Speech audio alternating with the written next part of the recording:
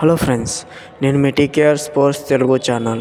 ఈరోజు ఈ వీడియో చాలా ఇంట్రెస్ట్గా ఉండబోతుంది. ఎక్కడ కూడా స్కిప్ చేయకుండా ఎండ్ వరకు చూడండి.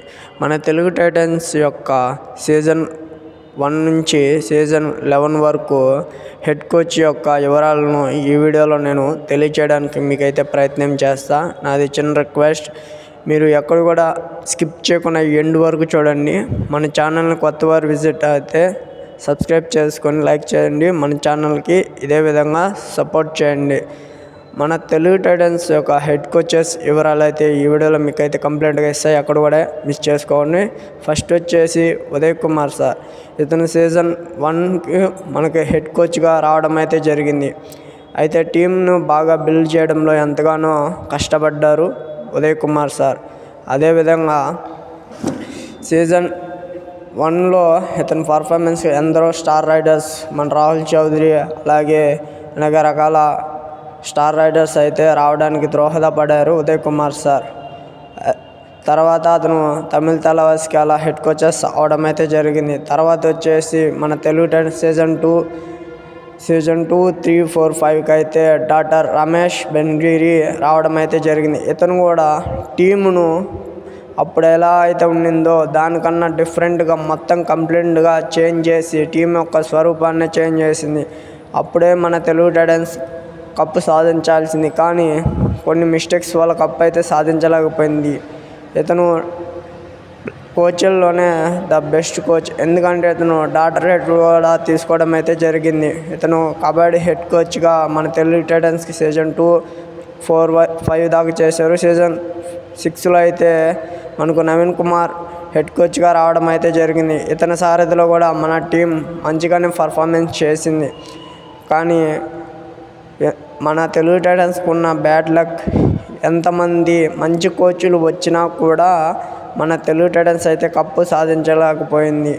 అదేవిధంగా నవీన్ కుమార్ సార్ కూడా నేషనల్లో మన ఇండియాకు కూడా ఆడడం అయితే జరిగింది. ఇదే విధంగా సీజన్ 6 వరకు అయితే ఉన్నారు. సీజన్ 8లో అయితే మనకు ఫారెన్ కోచ్ అయితే గులాం అయితే రావడం అయితే జరిగింది.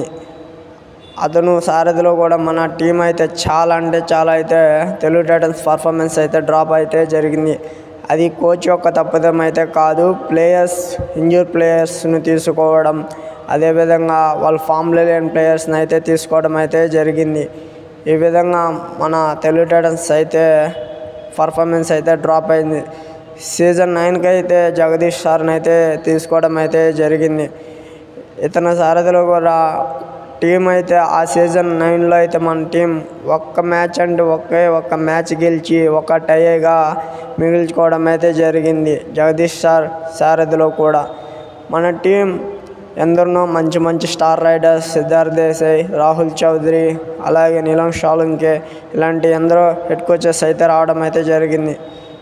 సీజన్ 9కి వచ్చేసేలకే వెంకటేష్ గౌడ, అదేవిధంగా మంజిన్ చిల్లర్ హెడ్ కోచ్గా తీసుకోవడం అయితే జరిగింది. అప్పుడు చాలా టాలెంటెడ్ అండ్ యంగ్ సీనియర్ ప్లేయర్స్ని అయితే తీసుకోవడం అయితే జరిగింది మంజిన్ చిల్లర్. అయితే మన టీం యొక్క అందరూ సీనియర్స్గా ఉండడం వలన ఒకరికంటే ఒకరికి రెస్పెక్ట్ ఇచ్చుకోకుండా టీం యొక్క పర్ఫార్మెన్స్ అంటే చాలా తగ్గిపోవడం అయితే జరిగింది. కాబట్టి మన తెలుగు టైటన్స్ ఎంత మంచి స్టార్ రైడర్స్ని తీసుకున్నా కానీ వాళ్ళ యొక్క పర్ఫార్మెన్స్ ఇంజూర్ ప్లేయర్స్ మీద ఎక్కువ ఇన్వెస్ట్ చేయడం వలన మన టీం అయితే లాస్ అవ్వడం అయితే జరిగింది. సీజన్ 10కి వచ్చి యంగ్ అండ్ బ్రిలియంట్ కోచ్ని అయితే తీసుకోవడం అయితే జరిగింది. మన తెలుగు కోచ్ శ్రీనివాస్ రెడ్డి గారిని అయితే తీసుకోవడం అయితే జరిగింది. ఇతను సారథిలో కూడా ఇతను మంచి కోచే, కానీ టీంలో ఉన్న మెంబర్స్ ఏ ఒక్క ప్లేయర్ కూడా శ్రీనివాస్ రెడ్డి మాట అయితే అంతగా వినేవాళ్ళు అయితే కాదు. ఎందుకంటే మన తెలుగు హెడ్ కోచ్ వాడి మాట మనమేందని వినేటట్లుగా ప్రవర్తించారు అప్పుడు. నెక్స్ట్ వచ్చేసి సీజన్ 11లో అయితే మన సీనియర్ కోచ్ అయిన కృష్ణ హుండా కుమార్ని అయితే తీసుకోవడం అయితే జరిగింది. ఇతను సారథులు అయితే మన తెలుగు టైటన్స్ ఎప్పుడు లేనంత సీజన్ 1, సీజన్ 2, 3లో ఏ విధంగా అయితే పర్ఫార్మెన్స్ ఉండిందో అదేవిధంగా మన టీం యొక్క రూపురేఖలను మార్చి వాళ్ళు సీజన్ 11లో అయితే 7th ప్లేస్లో అయితే ఉండటానికి ఎంతగానో ప్రోత్సహించాడు.